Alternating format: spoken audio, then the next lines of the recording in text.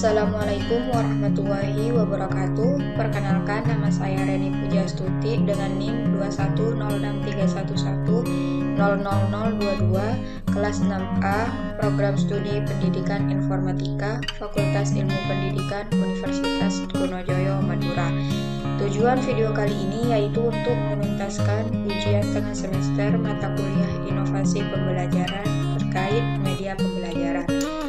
Nah, untuk media pembelajaran yang saya buat yaitu PowerPoint interaktif, di mana PowerPoint interaktif itu sendiri ialah slide interaktif yang berisi materi pembelajaran sehingga dapat dimanfaatkan penggunanya untuk mendapatkan informasi dan pengetahuan dari media tersebut.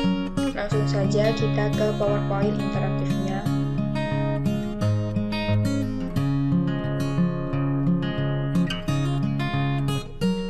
Pada slide pertama, di sini saya akan menjelaskan terkait materi rutin pada SMK jurusan Teknik Komputer dan Jaringan kelas 11. Langsung saja saya klik tombol lihat petunjuk. Di mana pada petunjuk penggunaan tombol beranda itu sendiri yaitu klik untuk menuju halaman utama, tombol tujuan, klik untuk melihat tujuan pembelajaran, tombol materi, klik untuk melihat materi, tombol latihan, klik untuk memulai latihan. Nah, tekan tombol ESC pada keyboard untuk menutup aplikasi. Selanjutnya saya akan kembali ke slide beranda lagi dengan menekan tombol beranda. Nah, seperti ini. Untuk selanjutnya, apabila kita ingin melihat slide pada tujuan, kita tekan tombol tujuan. Di mana pada tujuan pembelajaran ini yaitu terdapat 6. Yang pertama, pengertian routing. Yang kedua, jenis-jenis routing. Yang ketiga, fungsi routing. Yang keempat, jenis algoritma routing. Yang kelima, cara kerja routing. Dan yang keenam, contoh routing. Selanjutnya, kita klik pada tombol materi. Materi yang akan dibahas pada PowerPoint ini yaitu yang pertama, pengertian routing. Yang kedua, jenis-jenis routing. Yang ketiga, fungsi routing. Yang keempat, jenis algoritma routing. Yang kelima, cara kerja routing. Dan yang keenam, contoh routing. Apabila kita menekan tombol pada pengertian routing ini, nantinya akan ke slide pengertian routing pada materi 1, di mana routing adalah suatu proses pada paket yang akan meneruskan jaringan dari satu jaringan menuju ke jaringan lainnya melalui internet. Routing juga bisa diartikan sebagai cara beberapa jaringan yang terhubung yang menjadikan jaringan internet mampu ditransmisikan dari satu jaringan ke jaringan lainnya. Tujuan utama dari routing itu sendiri adalah untuk menemukan jalur terbaik agar paket data mencapai tujuan dengan cepat dan efisien. Data tersebut umumnya berisi informasi seputar sumber dan tujuan. Ketika paket data dikirim dari sumber, maka prosesnya perlu melalui beberapa jaringan seperti router dan gateway. Router adalah perangkat yang menghubungkan dua atau lebih jaringan komputer dan membantu mengarahkan paket data ke router lain hingga mencapai tujuan akhir. Dalam proses ini, router akan menggunakan alamat IP untuk menentukan tujuan pengiriman paket data. Nah, pada slide ini menjelaskan pengertian routing. Apabila kalian ingin kembali dari materi 1 ini, kalian tinggal klik tombol panah ini. Jadinya akan kembali ke slide materi yang tadi. Lanjut materi yang kedua yaitu jenis-jenis routing. Pada jenis-jenis routing ini, menurut Cloudflare, terdapat beberapa jenis routing yang dapat digunakan untuk menentukan rute dalam jaringan. Yang pertama yaitu default routing. Default routing itu sendiri adalah jenis perutean yang digunakan apabila router tidak memiliki jalur khusus untuk mengantarkan data ke tujuan. Adapun karakteristik default routing sebagai berikut. A. Apabila alamat tujuan pada paket data tidak tertera dengan jelas, maka paket tersebut akan diteruskan ke gateway default. Yang B. Jenis ini membantu mengurangi ukuran routing table. Dan C. Umumnya digunakan pada jaringan kecil dengan gateway tunggal agar proses konfigurasinya tetap sederhana. Yang kedua, static routing. Static routing adalah jenis perutean statis atau non-adaptif untuk menentukan jalur di lalu lintas jaringan. Berikut karakteristiknya. A. Proses static routing umumnya menggunakan tabel routing dengan hanya satu entry di setiap tujuan. B. Jenis ini juga membutuhkan waktu komputasi yang lebih singkat dibandingkan dengan dynamic routing, karena setiap rutenya adalah dikonfigurasi di awal. Dan C. Static routing tidak dapat mengadaptasi perubahan pada jaringan, khususnya ketika ada kegagalan link atau pergantian koneksi. Dan D. Jenis ini terlalu rumit untuk dikelola dalam jaringan yang besar dan memiliki banyak rute. Terakhir, yang ketiga yaitu dynamic routing.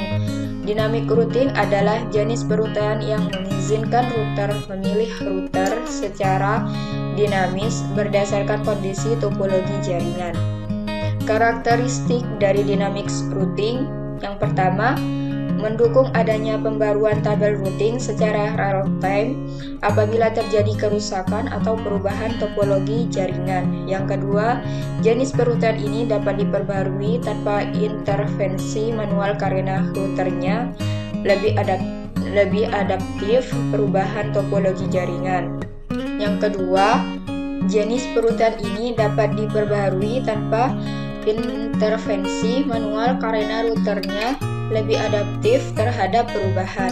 Dan yang ketiga, cenderung menggunakan sumber daya jaringan yang lebih besar untuk mendukung kinerja yang kompleks. Lanjut, kita kembali dan melanjutkan materi yang ketiga yaitu fungsi routing. Pada materi ketiga ini, di mana adapun fungsi routing sebagai berikut. Fungsi routing itu sendiri ada 4. Yang pertama, menentukan jalur terbaik.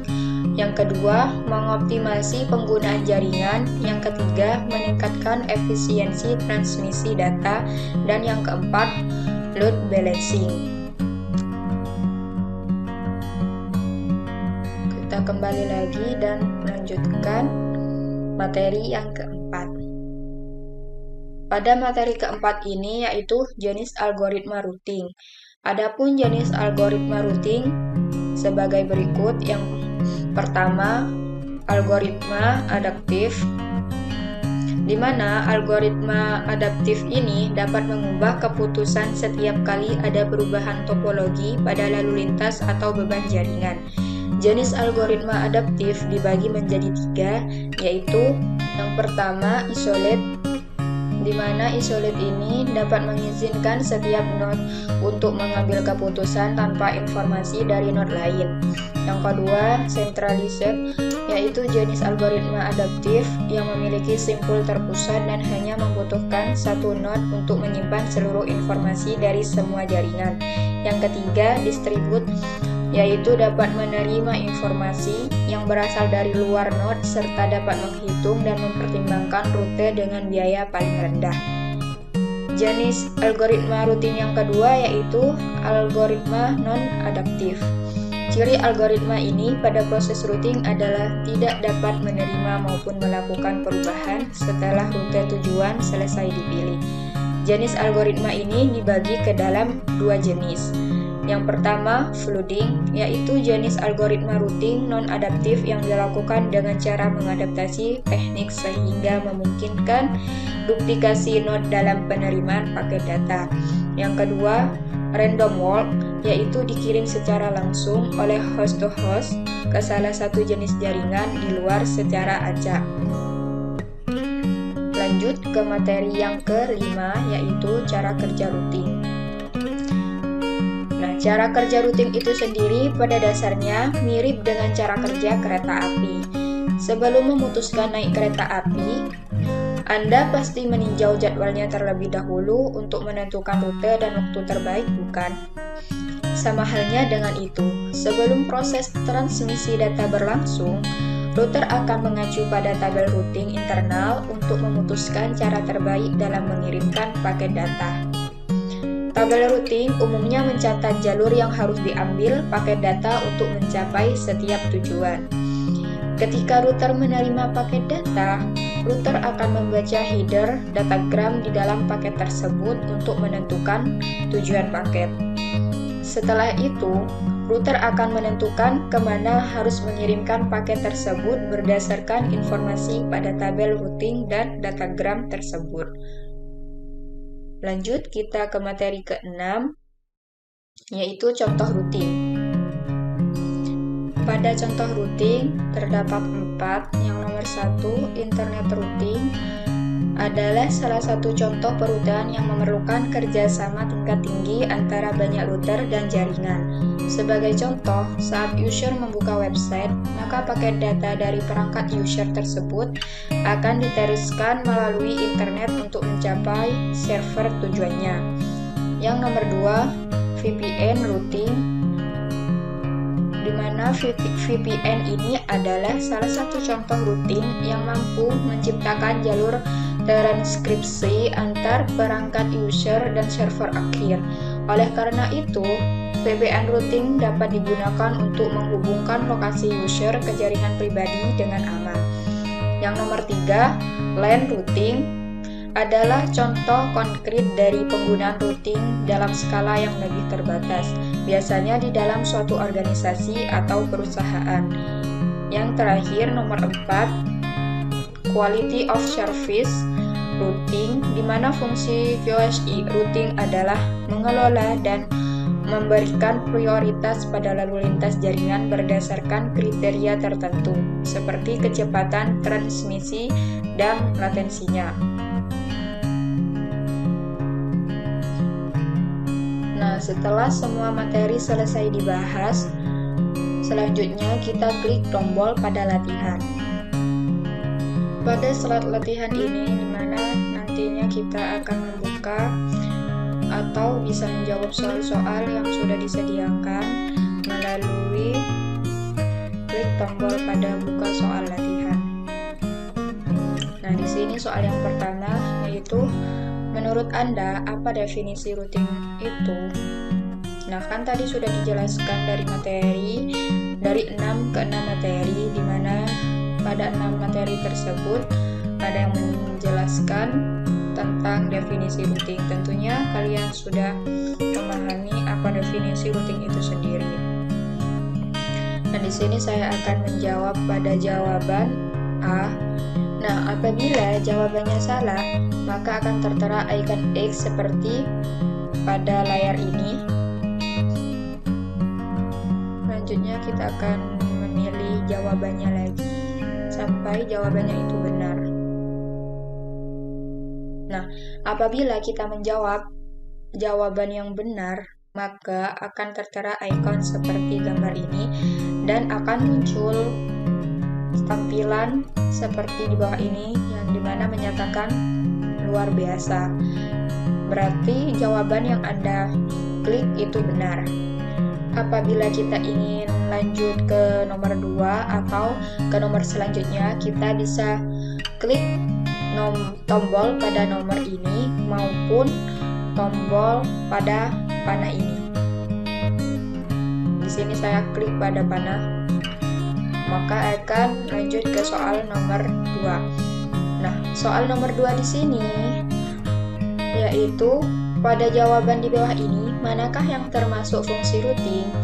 Jawaban A, mengoptimasi penggunaan jaringan. Jawaban B, meningkatkan efisiensi transmisi data. Jawaban C, menentukan jalur terbaik. Jawaban D, A, B, dan C benar. Saya pilih yang D. Nah, maka jawabannya benar. Lanjut ke nomor berikutnya dengan klik nomor 3. Pada soal nomor 3, Berikut merupakan contoh routing. Yang pertama VPN routing, yang kedua internet routing, yang ketiga LAN routing, yang keempat quality of service routing. Dari keempat contoh di atas, pada nomor berapakah contoh routing yang benar? Yang A 1, 2, 3, dan 4, yang B 1 dan 4, C semua salah, D 2 dan 3. Nah, jawaban kalian benar. Lanjut kita ke slide nomor 4. Soalnya yaitu routing adalah untuk menemukan jalur terbaik agar paket data mencapai tujuan dengan cepat dan efisien. Jenis-jenis routing yaitu jawaban A static routing dan LAN routing, jawaban B dynamic routing dan VPN routing, jawaban C default routing, static routing dan dynamic routing, jawaban D static routing, default routing dan VPN routing.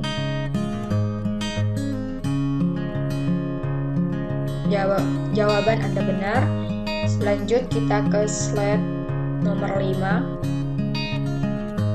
Slide nomor terakhir ya, di mana jenis algoritma routing ada dua, yaitu algoritma adaptif dan algoritma non-adaptif. Manakah di bawah ini yang termasuk dalam jenis algoritma non-adaptif?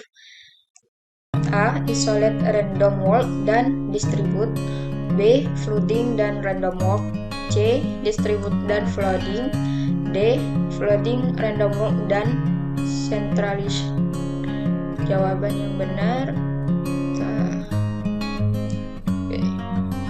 Nah, apabila jawaban telah selesai semua, kita bisa menekan tombol panah selanjutnya ini, maka akan kembali ke slide latihan tadi. Saya kembalikan ke tombol beranda. Mungkin media pembelajaran PowerPoint interaktif yang saya buat seperti ini. Selanjutnya saya akan kembali terlebih dahulu. Untuk selanjutnya saya akan menjelaskan sedikit terkait pertanyaan yang diajukan. Mana pada pertanyaan yang pertama yaitu jelaskan alasan membuat media pembelajaran tersebut. Nah, alasan saya membuat PowerPoint interaktif sebagai media pembelajaran adalah untuk meningkatkan minat belajar siswa, menarik perhatian siswa agar lebih semangat dalam menyimak materi yang disampaikan. Dan pada PowerPoint interaktif ini tidak hanya menampilkan slide-slide materi, melainkan tiap slide di sini terdapat beberapa tombol-tombol yang akan mengarahkan seperti tombol beranda, yaitu akan mengarahkan kita ke beranda. Lalu pada tombol petunjuk akan mengarahkan ke petunjuk penggunaan. Selanjutnya juga tombol tujuan, di mana apabila kita menekannya atau mengklik pada tombol tersebut, nantinya akan menampilkan tujuan dari materi yang akan disampaikan, maupun tombol-tombol lainnya yang berfungsi untuk mengarahkan ke menu mana yang akan kita tuju.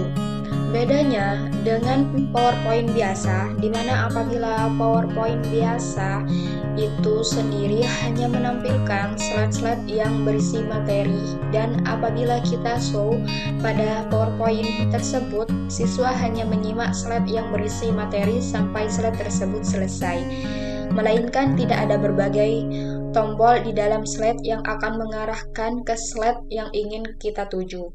Nah, interaktifnya dari PowerPoint tersebut yaitu di bagian tombol-tombol tersebut untuk mengarahkan kita membuka menu-menu yang ingin kita tuju. Selanjutnya, untuk pertanyaan yang kedua yaitu keterkaitan media pembelajaran dengan karakteristik siswa di Pulau Madura.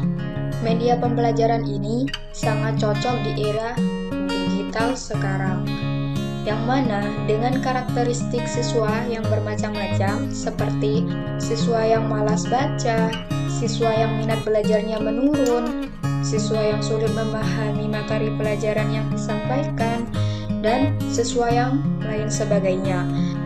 Dengan adanya media pembelajaran ini bisa memotivasi siswa lebih giat lagi dalam proses belajarnya, yang mana terdapat slide-slide yang bervariasi dengan adanya tombol-tombol yang mengarahkan siswa dalam memahami materi maupun latihan-latihan yang ada. Dengan kita membuat media pembelajaran seperti PowerPoint interaktif maupun media pembelajaran lainnya yang lebih menarik lagi, mungkin akan membuat siswa yang awalnya tidak suka membaca dan sulit memahami materi yang disampaikan, nantinya bisa menjadikan siswa itu lebih suka membaca dan memahami materi yang disampaikan, sehingga minat belajar siswa lebih meningkat.